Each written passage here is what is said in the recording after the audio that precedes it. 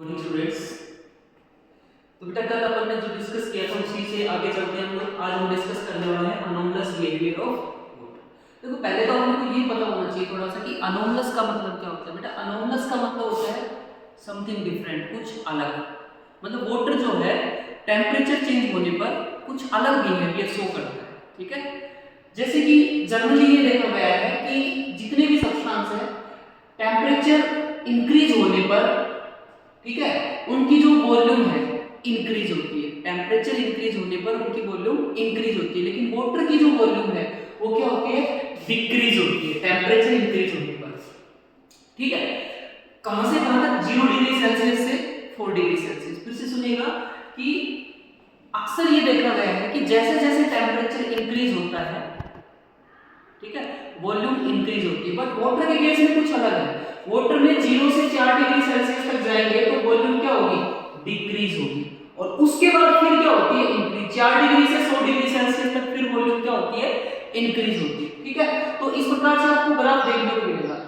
इसके अगर विपरीत बात करें डेंसिटी की, तो जहां वॉल्यूम मिनिमम है वहां आपकी डेंसिटी जो है वो क्या रहेगी, मैक्सिमम रहेगी। तो ये आपके वॉल्यूम का ग्राफ रहेगा और ये किसका ग्राफ रहेगा, डेंसिटी का। तो ये जो अनोमलस बिहेवियर है ये बहुत ही ज्यादा इंपॉर्टेंट है एक्वेटिक लाइफ के लिए। एक्वेटिक लाइफ मनुष्य रहने वाले जीव जंतुओं के लिए बहुत ही ज्यादा इंपॉर्टेंट है और एक वरदान की तरह बिहेव करता है। ठीक है, देखो कैसे।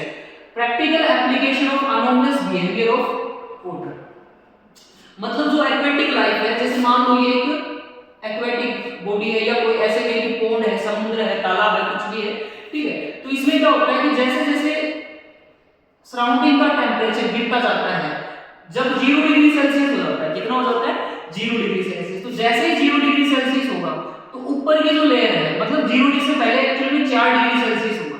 कितना होगा, 4 डिग्री। टॉप मोस्ट लेयर का जो टेम्परेचर है जैसे ही 4 डिग्री सेल्सियस होगा, 4 डिग्री सेल्सियस होते ही इसकी वॉल्यूम क्या हो जाएगी, मिनिमम। और वॉल्यूम मिनिमम तो डेंसिटी मैक्सिमम।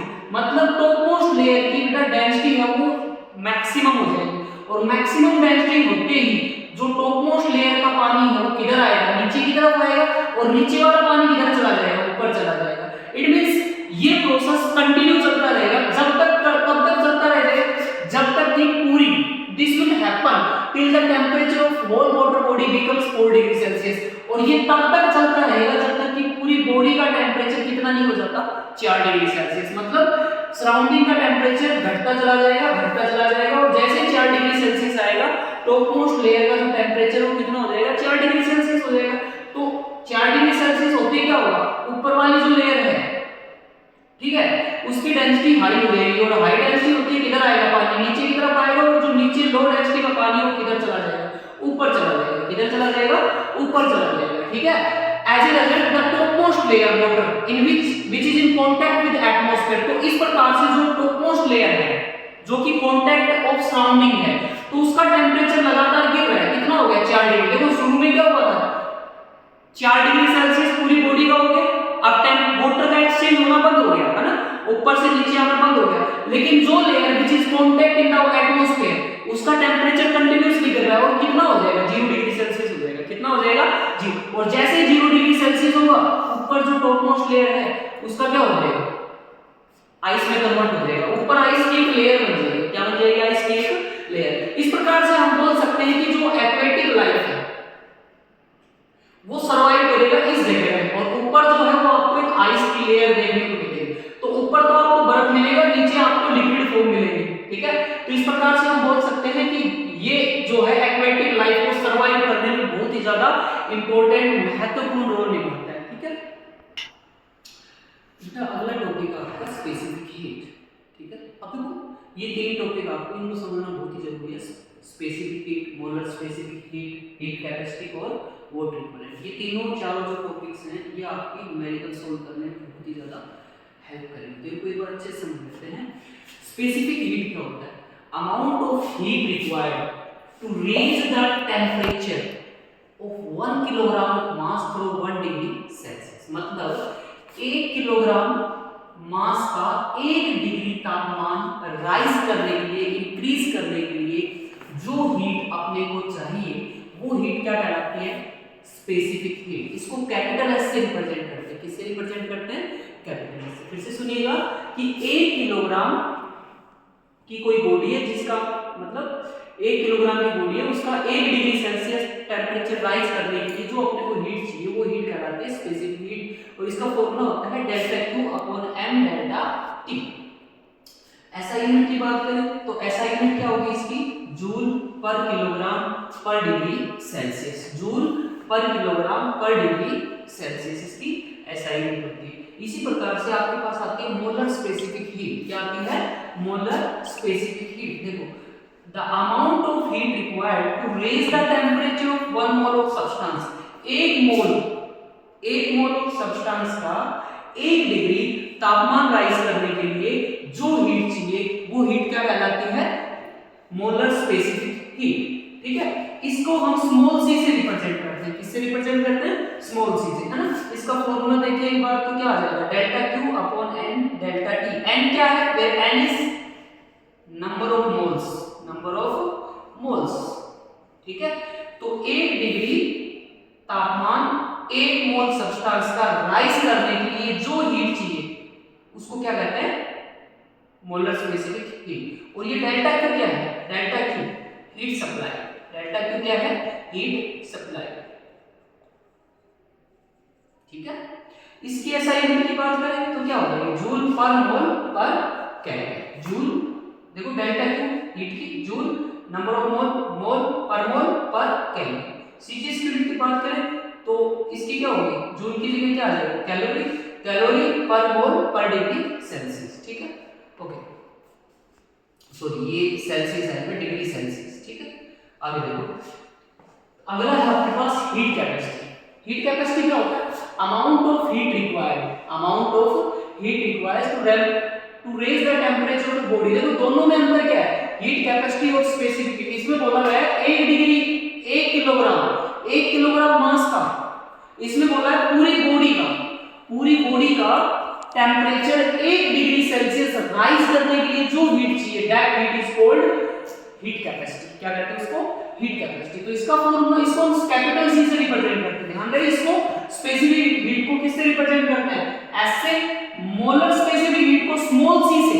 रिमेंबर दिस, इसको स्मॉल सी से, इसको कैपिटल सी से। ठीक है, तो small capital C is equal to delta Q upon M delta T. M is the mass of the body, M is the mass of the body. Heat capacity क्या हो जाएगी? Heat capacity जो है वो स्पेसिफिक हीट, देखो heat capacity निकालनी हो specific heat से तो आपको क्या करना है? मास ऑफ द बॉडी से मल्टीप्लाई कर देना आपको।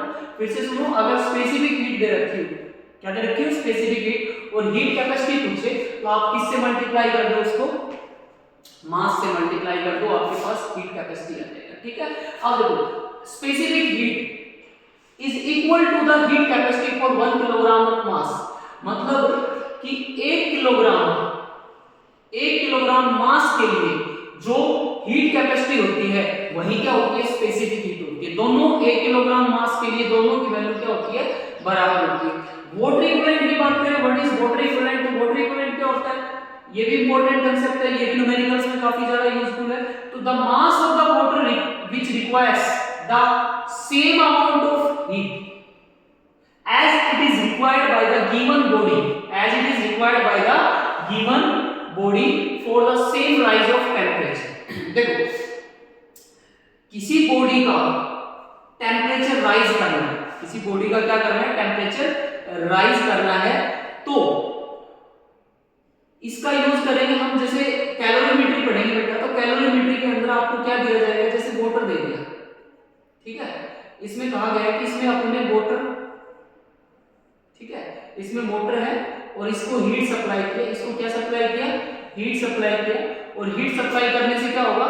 इसका टेम्परेचर राइज होगा। तो आपसे पूछा जाएगा कितना हीट सप्लाई किया, अगर इसका टेम्परेचर इतना राइज हो रहा है तो उसके लिए देखो, उसके लिए आपके पास हीट सप्लाई है वो दो तरीके से यूज होगी। एक तो इस बॉडी का टेम्परेचर भी राइज होगा, इस बॉडी का टेम्परेचर भी राइज होगा, साथ में इस मोटर का भी टेम्परेचर राइज होगा। तो आपको हीट सप्लाई निकालने के लिए आपको स्पेसिफिक हीट पता होना चाहिए वाटर की भी, और आपको पता होना चाहिए इस ये जो मटेरियल जिससे ये बॉडी बनी हुई है, जिसमें कंटेनर, ये जो कंटेनर है आपका, ये जिस मटेरियल से बना हुआ है उसका भी आपको हीट कैपेसिटी पता होना चाहिए, तब आप डेल्टा क्यू निकाल पाओगे।